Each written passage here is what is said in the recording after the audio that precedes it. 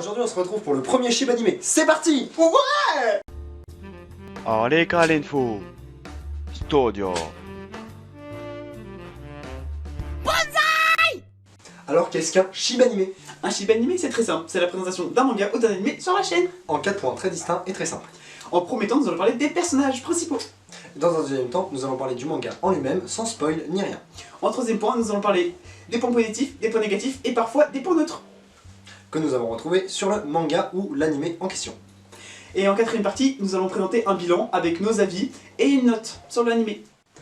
Aujourd'hui, nous allons vous présenter l'animé Black Lagoon, réalisé par Sunao Katabushi et le studio d'animation Madhouse. Nous allons vous présenter que la première saison. Elle est sortie du 8 avril 2006 au 24 juin 2006. L'animé date un petit peu, mais il est quand même de très bonne qualité, c'est ce que vous allez voir. Et maintenant, on passe au personnage. Rock est un salarié dans une entreprise à Tokyo qui changera radicalement dès le premier épisode et il devra s'habituer à sa nouvelle vie. Ce n'est pas tout, il a un caractère très calme et très intelligent. Dans les situations qui sont extrêmement perplexes, il arrive à s'en sortir. Revi, surnommée Two Hands de son vrai nom Rebecca, est une tueuse sans pitié, mais aussi l'un des membres les plus importants de la Black Lagoon, même si pour elle, de mon propre avis personnel, je trouve qu'elle a un petit peu trop de facilité avec les combats. Je vais te tuer! Non! Pan! Ah! Enfin bref, vous aurez compris le concept. C'est aussi une personne qui a une immense habilité au combat, à se déplacer et à faire d'immenses sauts de 17 mètres de largeur. Enfin bon, hein, voilà. Ensuite, c'est aussi une personne très bipolaire qui peut passer d'une fille toute gentille à une putain enragée. Manga! Voilà. Elle est aussi très poursuivie par son passé tout le long du manga, qui elle utilisera beaucoup trop à mon goût, afin de se justifier de ses actes, de son esprit sanguinaire et toute sa haine à l'intérieur d'elle. Bref, pour moi c'est un personnage beaucoup trop abusé, mais bon, elle est quand même très importante et pour moi c'est quand même le meilleur personnage ici. Et quand elle a des crises de nerfs, il n'y a qu'un seul personnage qui peut la calmer, Dutch. Dutch, c'est le patron de la Black Lagoon. C'est un personnage très énigmatique qui cache bien son jeu. On ne sait presque rien de lui. On sait juste qu'il aime finir ses missions. Du moins dans la première saison. Du moins dans la première saison. Et aussi, il est super gentil avec ses employés, entre guillemets, enfin ses employés, ses camarades plutôt, mais on dit employé parce que le terme a été dit comme employé. Esclave! Du travail, exactement. Il reste de marbre quand il se passe quelque chose, il n'intervient pas. Il intervient juste quand c'est nécessaire. Balalaïka maintenant. Balalaïka est une femme russe d'un tempérament très très fort qui pourtant arrive à rester très sérieuse dans n'importe quelle situation. Elle est la chef de la mafia russe de Moscou. Elle contrôle absolument tout là-bas, comme dès le premier épisode, elle est présentée comme étant la pire de toutes. Les autres mafias la craignent et la haïssent puisqu'elle a tout le contrôle sur tout, la drogue, les prostituées. Elle a tout. Et c'est elle notamment qui donnera des missions et des armes au Black Lagoon. Elle est leur meilleure alliée. Benny, un hacker de génie en maintenance et en informatique. Il n'est pas comme les autres, il est différent. Il n'aime pas la violence. Il est super inquiet quand il s'agit de ses camarades quand ils sont en danger. Sinon, il est d'un tempérament cool. Oh non, en fait, laissez tomber, c'est une victime. Ouais, ça me saoule, je me barre. Bon, entre nous, vraiment, Benny, c'est le personnage qu'on a tous les deux le moins aimé. Je trouve je sais même pas ce qu'il a à faire là, puisque bon, tout le manga, il va regarder le radar. Et regarder le radar. Hein. Bon, on n'est pas encore à la saison 2, on sait pas encore ce qui va se passer. Mais pour le moment, Benny, pour moi, c'est un personnage qui ne devrait pas exister, tout simplement. Histoire. L'histoire commence de manière pas très banale, où on est dans la peau de Rock, donc un jeune employé dans une entreprise à Tokyo. Il nous décrit son histoire, par-ci par-là, comment il vit avec ses camarades employés entre guillemets. Il se fait martyriser par ses supérieurs. Après, il a un colis à livrer sur les mers, et c'est là qu'entrent en scène Revi et Dutch, qui vont aller le cambrioler sur le bateau pour récupérer le CD qui est contenu dans la mallette qui doit rapporter pour un autre pays. Eh, venez, on cambriole des gens. Et vas-y, lourd. Ouais. Allez. On continue. Alors ensuite, du coup, il se fait prendre en otage par l'équipage du Black Lagoon pour demander une rançon en plus parce que t'as son réveil, il y a que l'argent qui l'intéresse, de toute façon ici. Hein. Voilà. Argent. Voilà. Ensuite après, ils appellent le supérieur de Rock justement pour une rançon, sauf que le patron il en a rien à foutre en fait. Il dit pour le bien de la société, on va pas, non, on va pas te sauver, tu vas mourir. Ensuite il se résigne à sa nouvelle vie car il n'a plus de patron, son patron l'a laissé pour mort, donc il devient un membre du Black Lagoon et obligé de s'habituer à sa nouvelle vie. Voilà. Mais pour moi c'était un petit peu trop facile de la manière dont il s'est adapté au Black Lagoon puisque oh mon ravisseur, mon héros. Ah oui, c'était... Ouais. Voilà. Enfin bref. Bref. Voilà, donc petite présentation vite fait du manga. Passons maintenant... Enfin du manga, de l'anime. Oui, de l'anime, enfin en petite présentation du premier épisode, entre guillemets. C'est l'épisode pilote, donc on vous présente. Maintenant ensuite, nous allons passer aux points positifs et négatifs, et neutres, pour cet anime-là. Allez, à tout de suite. Alors, les négatifs et les positifs, on va vous les présenter sous une forme de classement du moins pire le 10e au pire le premier ou du meilleur en haut et du pire en bas dans tous les cas. Hein. Qu'on se mette d'accord, c'est pareil. Et du coup, il y aura 5 positifs et 5 négatifs, sauf que pour ce manga-là, on a trouvé que 4 positifs et 4 négatifs, donc il y aura 2 neutres puisqu'on ne savait pas vraiment où les classer. Voilà, à tout de suite. Je vais commencer par la VF, le jeu d'acteur. Par où commencer? Ah là là, oh là là là là. La VF, c'est pas spécialement correct. Je vais vous donner un exemple. Benny. Attention, il y a une torpille qui arrive. Comment va-t-on s'en sortir? Je ne sais pas du tout. Mon radar ne marche plus. Oh mon dieu, on est dans le caca. Oh, voilà, c'est comme ça. Bizarrement, il y a que ce personnage-là qui est comme ça, franchement. Les autres, la VF, pour les autres, elle est à peu près satisfaisante. Mais lui, non, ils ont fait. Oh, là, on n'a pas de budget pour même un casting inconnu, on va foutre quelqu'un random. Alors, en deuxième point, les personnages caricaturés. Alors ça, par contre, vraiment, il en est limite bourré. Il y a, au début, bon, spoil, il y a un russe, mais alors, ils ont pris un français pur pour faire un russe, et franchement, je trouve qu'en VF, ça rend pas du tout. C'est juste un personnage sans profondeur, sans rien. Il est méchant pour être méchant, et ça, c'est vraiment ce que j'aime pas. Après, il y a aussi un autre type, vous retrouverez quelques nazis dans l'histoire, et eux, c'est vraiment... Bon, je sais que les nazis ont été horribles, mais là, c'est vraiment l'archétype du nazi suprême qui déteste tout, alors que même qui est censé être un petit peu gentil, il est vraiment horrible, et vous allez voir vraiment, si vous regardez l'animé, qu'il y a vraiment d'immenses caricatures, et que ça devrait vraiment pas être là. C'est dommage, parce que le reste du jeu d'acteur peut être pas mal, mais là, vraiment, je dis stop. Point suivant. Troisième point négatif, c'est les dialogues, c'est trop de dialogue. Pendant les combats, il y a trop de dialogue. On peut pas apprécier une scène de combat s'il y a trop de dialogue. Je suis désolé, c'est...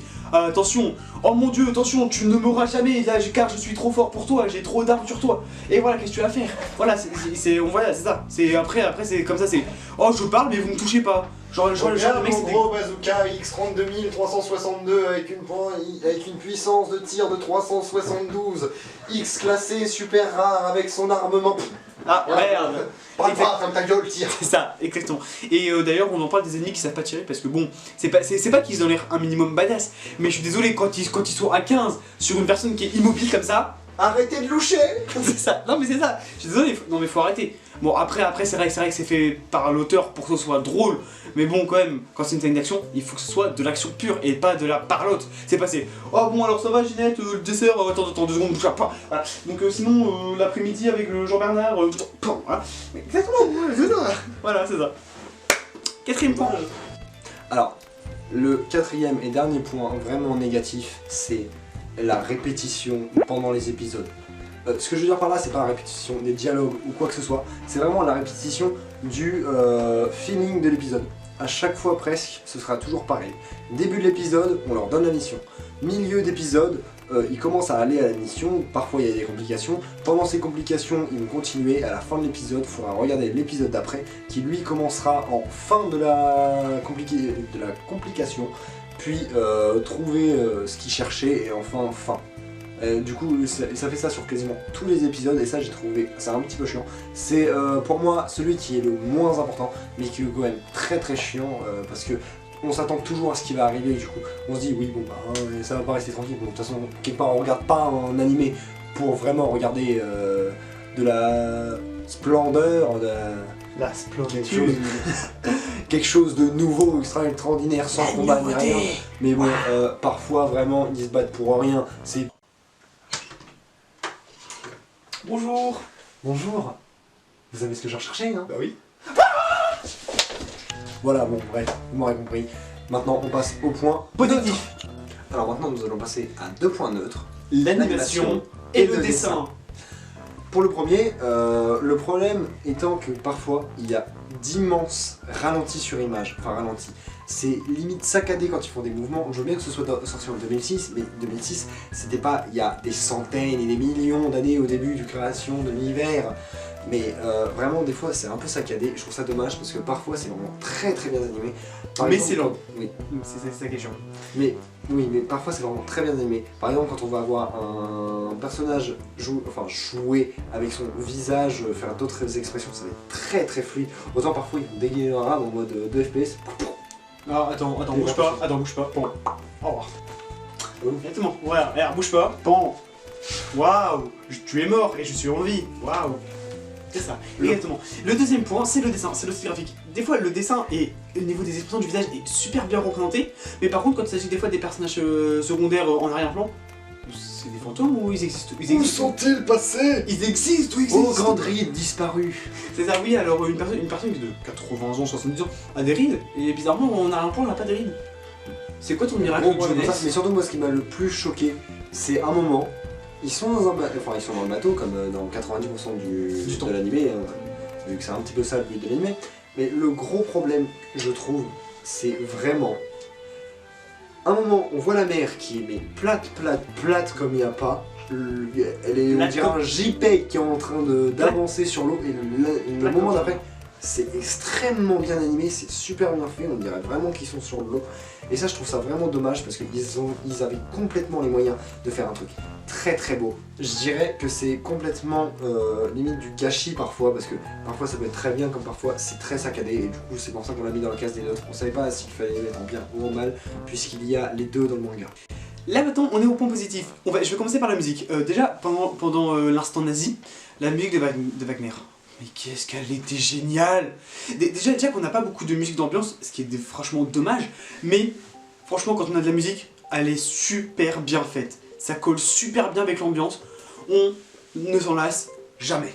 Franchement. Et les musiques, de mon point de vue, sont très bien adaptées au personnage. Par exemple, quand le personnage de Revy va s'énerver, la musique va vraiment s'énerver. Et pour revenir à l'exemple de Wagner, pour ceux qui ne savent pas, c'est vraiment l'exemple typique des nazis avec la chevauchée des Valkyries. Le prochain point est, on a envie de savoir la suite. Quand on finit un épisode, la suite, on a vraiment envie de la savoir. Parce que la plupart des épisodes sont découpés en 2 épisodes. Enfin, la plupart des parties sont découpées en 2 épisodes. Par exemple, pour reprendre, bon, on a déjà spoilé cette partie-là, mais bon, ça va. C'est le moment des nazis. On a vraiment envie de savoir la suite. Et ça, c'est vraiment un point fort, je trouve, parce que c'est quelque chose qui nous plonge vraiment à nous intéresser beaucoup plus par rapport à ça, et qui en plus est très bien rythmé. Le manga, enfin l'animé, est vraiment très très bien rythmé, et ça c'est vraiment un point fort, je trouve, mais pas autant que celui d'après. Le prochain point, c'est les antagonistes. Mon dieu que je les adore. Les antagonistes mineurs, bon, ça on n'en parle pas, ils sont méchants pour être méchants, mais les vrais antagonistes, ils sont méchants parce qu'ils ont une histoire. Derrière chaque méchant, chaque gros méchant, il y a une histoire derrière. Un passé triste, tragique, douloureux, sanglant, meurtrier, violent. C'est ça qui en fait d'eux des méchants. Et c'est comme ça qu'on les apprécie. On veut voir plus de méchants comme ça. C'est pour ça qu'on les aime. C'est pour ça qu'on a envie que même presque qu'ils gagnent contre les gentils. C'est ça, on a envie de les voir gagner. Parce que ils sont méchants tellement, ils ont un charisme de fou qu'on est comme ça. Oh mon dieu, je t'aime. Épouse-moi. Voilà, non, c'est exactement ça. Franchement, je parlerai juste d'un exemple. Je donnerai pas son nom, mais ceux qui ont vu l'animé vont comprendre. Un parapluie avec un fusil à pompe. J'en dis pas plus. Voilà. Prochain point. Alors, maintenant on arrive vraiment au numéro 1 du classement, la chose qui est vraiment le meilleur pour moi et pour Samy ici présent, Coco. la VO. Alors franchement, que ce soit au niveau du choix des acteurs, un des acteurs qui a été choisi, enfin acteur, un des doubleurs qui a été choisi, je joue par exemple la voix de Sanji dans One Piece, il y en a un autre qui fait Hunter x Hunter, je ne sais plus qui, mais vraiment le choix a été vraiment très judicieux, et vraiment quand on écoute en VO, c'est vraiment très très accrochant. Autant je suis extrêmement déçu par la VF, autant la VO, vraiment, elle envoie du pâté. C'est vraiment une très bonne VO. Les voix vont très bien au personnage, alors que je trouve qu'en VF par exemple, la voix de quasiment tout le monde ne va pas, je trouve. Il y a vraiment des voix qui sont limite en décalé. Mais vraiment la VO, je la conseille très fortement, c'est vraiment une des meilleures VO que j'ai jamais vues.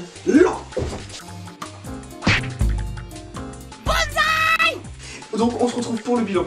Donc notre avis en général, enfin tous les deux.